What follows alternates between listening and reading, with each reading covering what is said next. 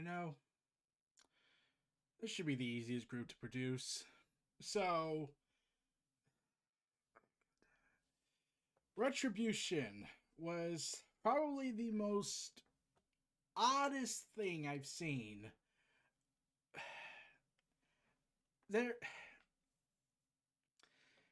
it's strange. Let's go with that. So, when the storyline began, it was rumored that before the coronavirus pandemic came out, they were originally going to do a storyline where it would need involvement. Like they would need fan involvement. They would, and I assumed this was probably going to be the keys to the Kingdom storyline. NXT talent invading the WWE in a Triple H Vince McMahon battle. Except that was never going to happen probably because Vince would have probably booked them to lose if they did a full fledged multi-month invasion instead of just the one invasion they did. It's it's it's kind of amazing how much this group was going to do so much, and yet it fell apart. So here's the thing: NXT had lost some of their best talents at their time. At that time, they had lost Mustafa Ali. No, not Mustafa Ali. That comes later. Reckoning would be Mia Yim. They would have Shane and Dominic Dijakovic leave NXT, and they were said to be called up soon. And you know what happens when we yeah, you know what happens when they call up NXT guys, especially now that they have a big war going on in AEW because Vince hates that. But I keep looking at this, and like initially, it kind of started off good.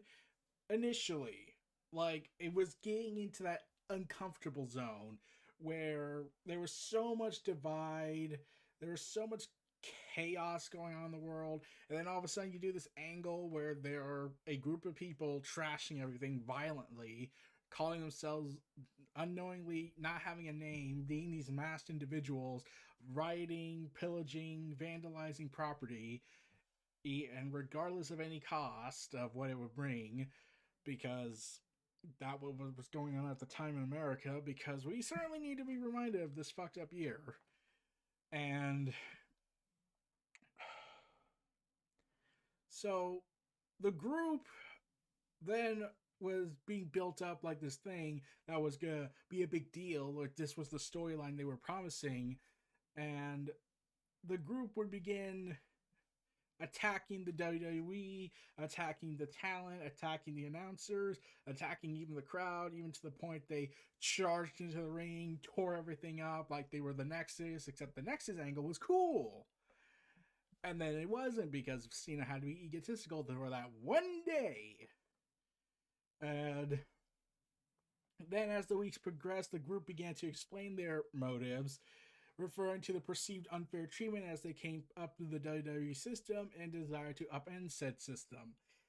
Okay, so when they were saying that this was and oh god damn it. So then the reveal happened after they had not shown so they were trying to be built like this big ultimate threat that was going to be happening the next big storyline event for WWE, and clearly they did not know what to do with this because they didn't show up at SummerSlam. They didn't show up at Clash of the Champions. They didn't show up at any of these events unless they were specifically told by the company go and do the show. Uh, and then on September 21st of Raw, the wrestlers Dominic Dijakovic, Dia Madden, Shane Thorne, Mercedes Martinez, and Mia Yim were revealed to be the members of the group, and this this all fell apart. That was the night it really was like, hey, do you think we should have thought this through with the names? So, Reckoning and Retaliation, who were Mercedes Martinez and Mia Yim, they were the only names that actually made a lick of sense. The other names, I was like, why is one called Mace? Why is there one called Slapjack? And why is the other one T-Bar?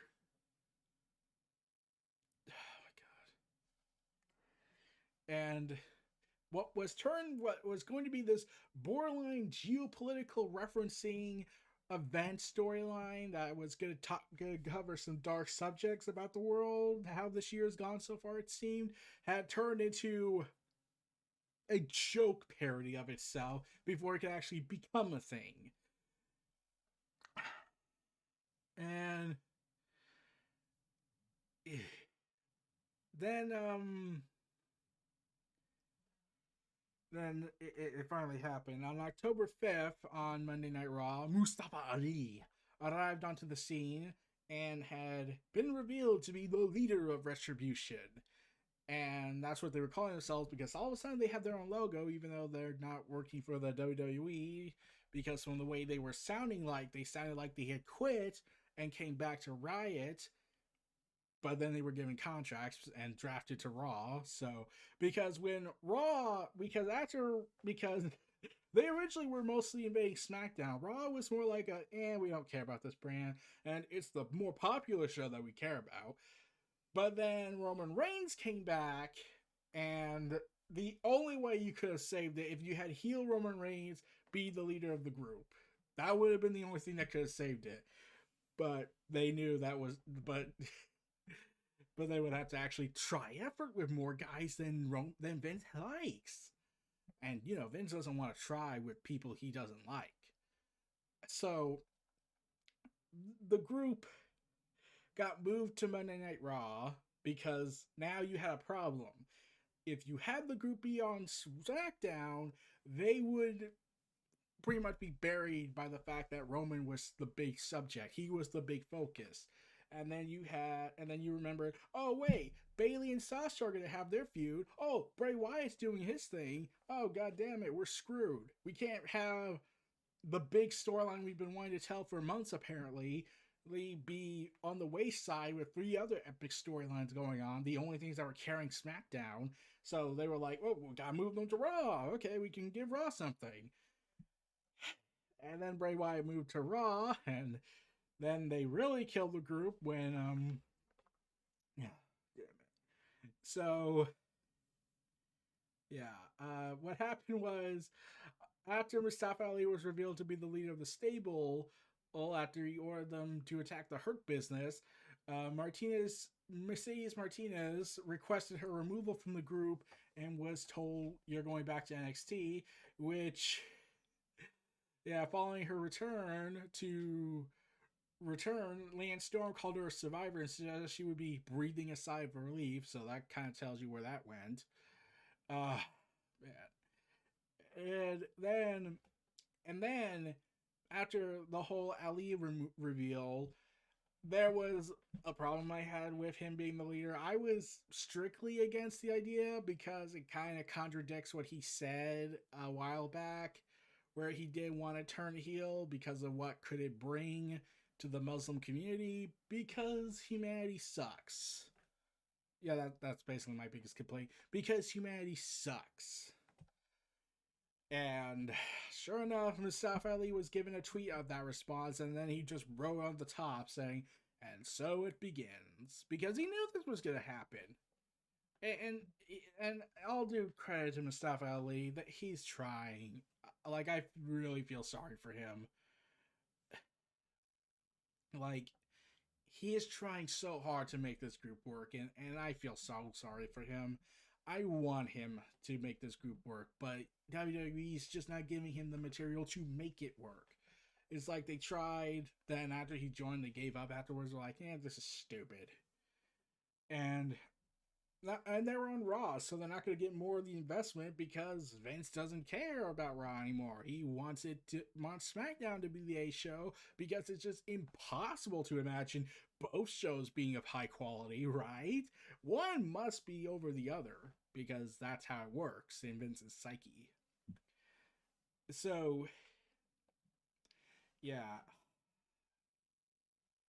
It's just, And they were trying so hard. Like, okay, so remember the hacker storyline that was going on? For those who don't know, for a while there, between before WrestleMania all the way to a little bit to Money in the Bank, there was this hacker character that was the most interesting thing actually going on, where he was revealing all this dark information, these hidden truths, and everything, and proclaiming that the truth will be her and that something big was going to go down. Then they quietly dropped it because they did not want to pay off. Everyone assumed Mustafa Ali was the culprit, and then he himself confirmed it during the Retribution's first promo after they had gotten their asses handed to them by the Fiend, which really killed their group after. And this was just after they lost, after they lost their match, their debut match, officially, after Ali took over. Okay, so it just got worse, didn't it? Yeah, it got worse. And then the biggest annoyance for me was that Retribution and a fan came together essentially, and the fan here, I'm trying to remember the Twitter user's name. Man, to sum it up quickly, he made a tweet thread where he basically gave the entire continuity and history of Retribution about why this group had to form, and they confirmed it themselves on Twitter, confirming in a DM that yeah, that's what we think. That's how the group is. That all the injustices that we got over the years was the cause of us doing this group, and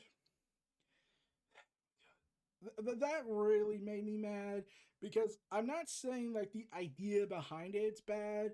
It's actually makes a ton of sense, but it's once again a massive condemnation on the WWE's part, because they could have done this themselves, not have a fan do it, not have the superstars go ahead and say, this is the story we wanted to tell, because that would mean Vince either ignored all that history, and when they came up with, and when they told him, hey, can we do this? And they were like, no, fuck that. I don't like you guys.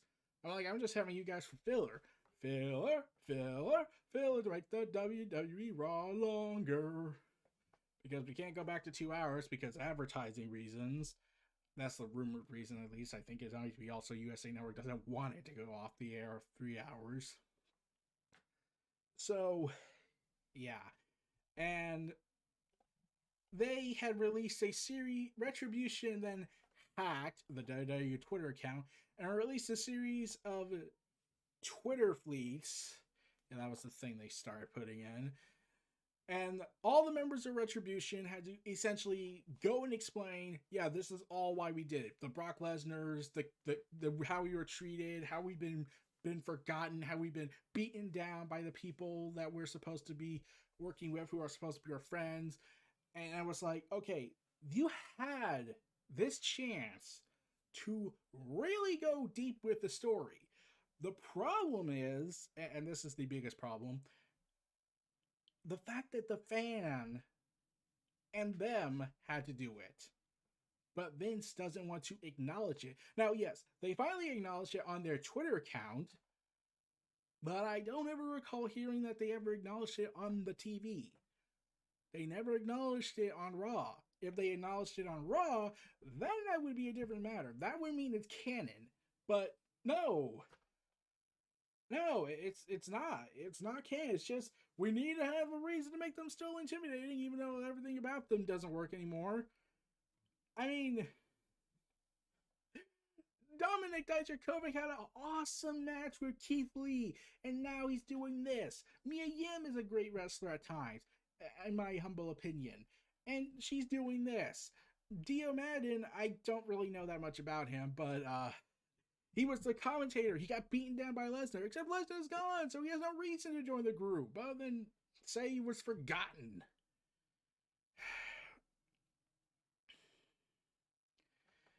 And yeah, and Mustafa Ali, he is trying his damnedest to make this work. He is trying his damnedest to fix this, and I commend him for that, but it's just not working, man. Like, You have people from WCW saying that this is stupid. CM Punk even mocked it. Chris Jericho mocked it. I mean, then, like, the only thing entertaining about the group has been their interactions on Twitter. That's it. And even then, it's a minuscule compared to what they should have been doing. And even it was reported by WrestleVote that some of the wrestlers in WWE heard the names and were like, this is supposed to be serious, right? They laughed about it. They laughed at the names. You have Eric Bischoff saying, wait, what? And saying it's an effed up story. It just is. Could you possibly screw up an invasion storyline anymore in such a short period of time? Well, it was the invasion storyline in 2001, and they screwed it up like instantaneously because they didn't want to pay the money. But yeah, and some people compared it a little bit to the group based comparisons to the Dark Order and calls it a hastily thrown together project after Bismarck repeatedly questioned about declining viewership, lack of direction, and absence of new stars. So yeah, while the Dark Order had that same issue, here's the thing: they got to turn it around with Brody Lee, may he rest in peace, and they actually are now doing something interesting with Hangman and all that. And now they're going to do a tribute show in honor of Brody Lee, which is awesome. Thank you, Tony Khan, for that. And the show can go on, but it doesn't have to. You can honor those who have fallen. But yeah, it's just frustrating that that this storyline that had honestly a lot of potential. This should have been the Keys to the Kingdom storyline. This should they could have just went with Triple H being the secret leader. He could, because really there's been always this saying that Triple H does care about the NXT guys, that he looks at them like a proud father would at his children when they do something great, or it doesn't matter if they disappoint. If they do something disappointing, he'll always be proud of them. Whereas Vince has a scathing contempt for anything around him. But yeah, the fact that this faction was going to do something good, and then the pandemic hit and they stopped that. Like, there was so much they could have done. I really do think that they could have really canonized the whole story. And there was even a moment where Mia Yim's mask came off in a match.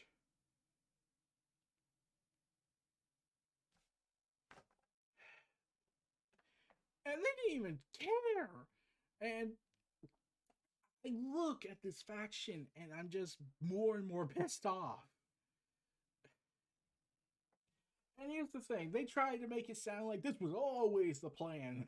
Ali being the hacker and everything, except that's not what happened. The report was that some writer went ahead and said, hey, you think we could tie this together? I mean, like, it'd probably be no explanation whatsoever. We can tie it together. And they even did an angle where they attacked Tucker for betraying Otis, because that makes sense. I like, that's the one legitimate reason you could hate Retribution as a legitimate heel group. They gave Otis the briefcase, which, led to horrendous disasters and Miz winning it, then losing it, and then regaining it again through convoluted nonsense. So this was the worst Money in the Bank stuff they did. It's amazing, isn't it? It's amazing how much, and even if the USA Network does demand for dark, violent, edgy adult content and not the sexual content that some people were worried about, it's probably not going to save this group. In fact, I'm trying to think, what was that thing? So I was thinking, so why can't they call themselves by their real names? Or here's an idea. How about you reveal, oh, this is what their real names are, but we're gonna go with this name because they don't deserve our real name. They or they. I was gonna say, but it's too fucked up. But they could say that's their WWE name, and we reject those names. We're not gonna be tied to the system and all that. So these we're going to be the broken. We're going to be broken people, essentially. But that's not what happened. They treat like these guys and gals are not the same people that we've seen in NXT or the commentary. We instead, like, WWE won't acknowledge it. It feels like Retribution as a group, the members all have a different idea of how the group should have went. Mustafa Ali's trying to salvage what he can, yet Vince is like, I don't care. And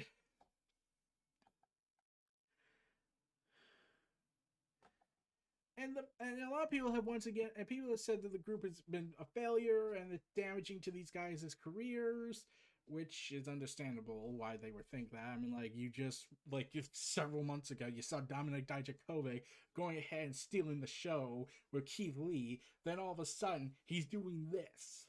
He's and he's not just Dominic Dijakovic, he's T-Bar, which, means something entirely different in the Urban Dictionary, which I will not say. That just proves that there's a submission sorority incident all over again.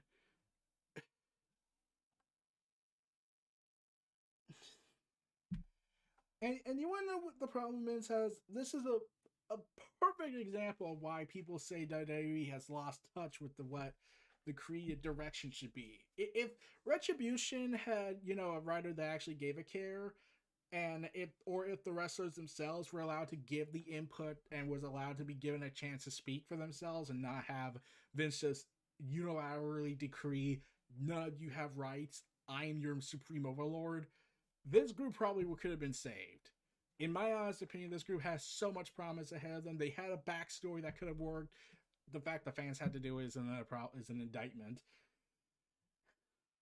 It's and and yeah, they should have went a little bit more darker with this route. Like, they clearly were trying to go ahead and be a kind of a social commentary on the real things going on in the world at the time. But now it's just like, does anyone even care? They don't even show the masked individuals showing the henchmen. In fact, we never got an explanation where those henchmen came from. Unless somehow they reveal that Mustafa Ali has powers where he can make duplicate versions of himself, which would be stupid. But at this point, it's Vince, so really couldn't surprise me. And I am so sorry for Ali. I'm sorry for Dominic. I'm sorry for Mia Yim. I'm sorry for Dio Madden. I'm sorry for all these guys and gals. I'm sorry for Mercedes Martinez. It's amazing how much Vince has screwed all this up and damaged them. It just, yeah, and